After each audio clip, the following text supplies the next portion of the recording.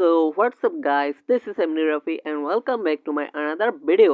তো বন্ধুরা সবাই কেমন আছো? আশা করি প্রত্যেকে অনেক অনেক ভালো আছো। তো তোমাদের দোয়া আল্লাহর রহমতে আমি অনেক ভালো আছি।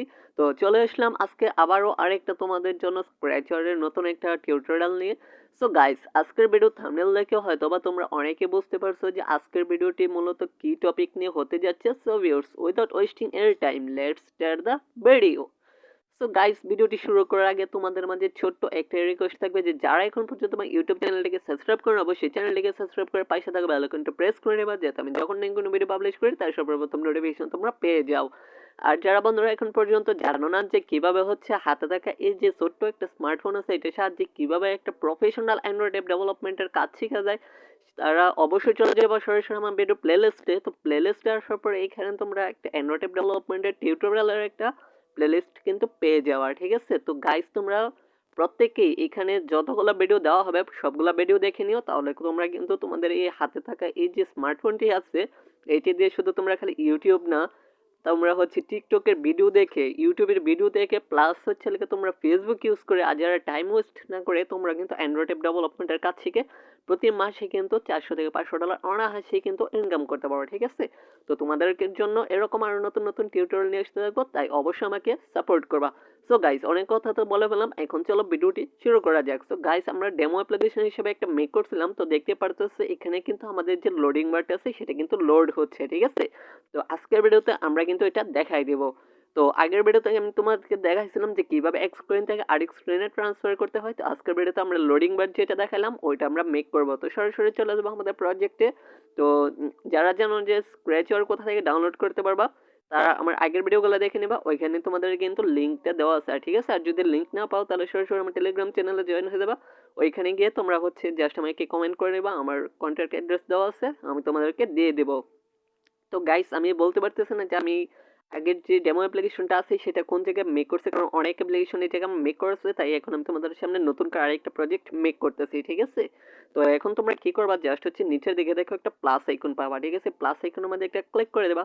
তো ক্লিক করার পরে তোমরা এখানে জাস্ট একটা নাম দিয়ে দেবা, ঠিক আছে? অ্যাপ্লিকেশনের নাম। তো আমি যেহেতু ডেমো নিচ্ছি, তো ডেমো অলরেডি নো, আমি টেস্ট নিতেছি, ঠিক আছে? Test test.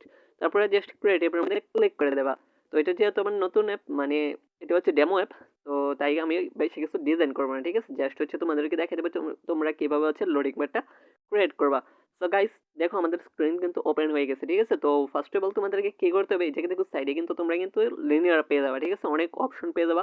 তো সর্বপ্রথম তোমাদেরকে কিন্তু সবকিছু আমি আগেই বুঝিয়ে দিয়েছি, তাই যারা আগের ভিডিওগুলো দেখো নাই তারা অবশ্যই আগের ভিডিওগুলো দেখে নেবা, তাহলে অনেক ইম্পর্টেন্ট, তাহলে তোমরা অনেক কিছু বুঝতে পারবে, ঠিক আছে? তো গাইস, এখন জাস্ট হচ্ছে এখান থেকে আমি লিনিয়ার এইচটা নিতেছি। তো লিনিয়ার এইচটা নিয়ে এসে জাস্ট হচ্ছে স্ক্রিনের মধ্যে ছেড়ে দেবা, ঠিক আছে? তারপর নিচে দেখো এই জায়গা থেকে তোমরা হাইট পেয়ে যাবা, তো হাইটটারে জাস্ট হচ্ছে ম্যাচ সেপারেট করে দেবা। তারপর হচ্ছে পেন্ডিং আছে, তো পেন্ডিংটারে জাস্ট হচ্ছে এইট আছে, এইট থেকে জিরো করে দেবা, ঠিক আছে? এইট থেকে জিরো করে দেবা।